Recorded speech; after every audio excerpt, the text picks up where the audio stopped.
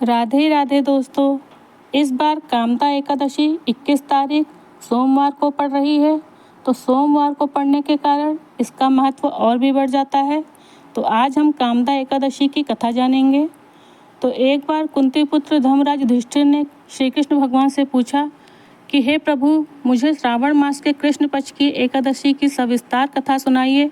उस एकादशी का नाम तथा उसकी विधि क्या है, उसमें कौन से देवता की पूजा होती है। तो श्री कृष्ण भगवान बोले, हे राजन, मैं एकादशी की कथा कहता हूँ, ध्यानपूर्वक सुनो। एक समय इस एकादशी की पावन कथा को भीष्म पितामह ने लोकहित के लिए नारद जी से कहा था। एक समय नारद जी ने पूछा कि हे पितामह, आज मेरी श्रावण मास के कृष्ण पक्ष की एकादशी की कथा सुनने की बहुत इच्छा है, अतः आप एकादशी की व्रत कथा विधि सहित मुझे बताइए। भीष्म पितामह ने नारद जी के वचनों को सुनकर कहा, हे नारद जी, आप मुझसे यह अत्यंत सुंदर प्रश्न किया है। अब आप ध्यान लगाकर सुनिए।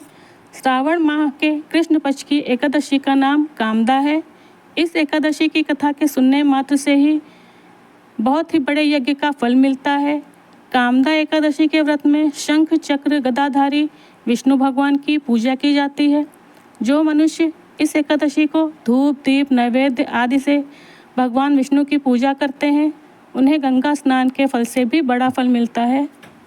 तो अब आप ये कथा सुनिए। प्राचीन काल की बात है।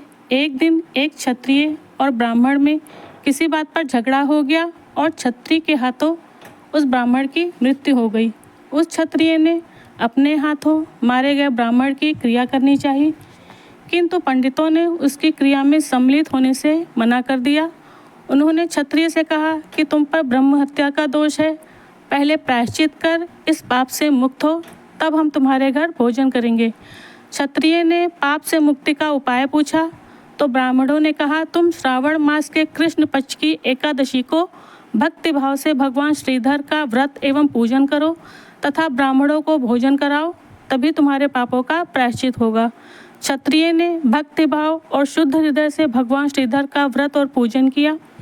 रात्रि में भगवान ने उसे दर्शन देकर कहा कि तुम्हारी ब्रह्म हत्या के पाप का निवारण हो गया है, अब तुम उस ब्राह्मण की क्रिया करो। क्षत्रिय ने ब्राह्मण की क्रिया की और इस प्रकार वह ब्रह्म हत्या के दोष से मुक्त हो गया। आगे वह प्रत्येक एकादशी का व्रत करने लगा।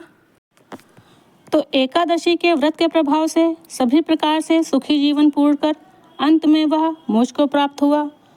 तो इस प्रकार हे नारद, जो मनुष्य एकादशी के दिन भगवान के सामने दीप जलाते हैं, उनके पितृ स्वर्गलोक में सुधा का पान करते हैं। जो मनुष्य भगवान के सामने घी या तिल के तेल का दीपक जलाते हैं, उनको सूर्य लोक में भी सहस्त्रों दीपकों का प्रकाश मिलता है। इस व्रत को करने से ब्रह्म हत्या, ब्राह्मण हत्या आदि सभी पाप नष्ट हो जाते हैं और इस लोक में सुख भोगकर अंत में वो विष्णु लोक को जाते हैं।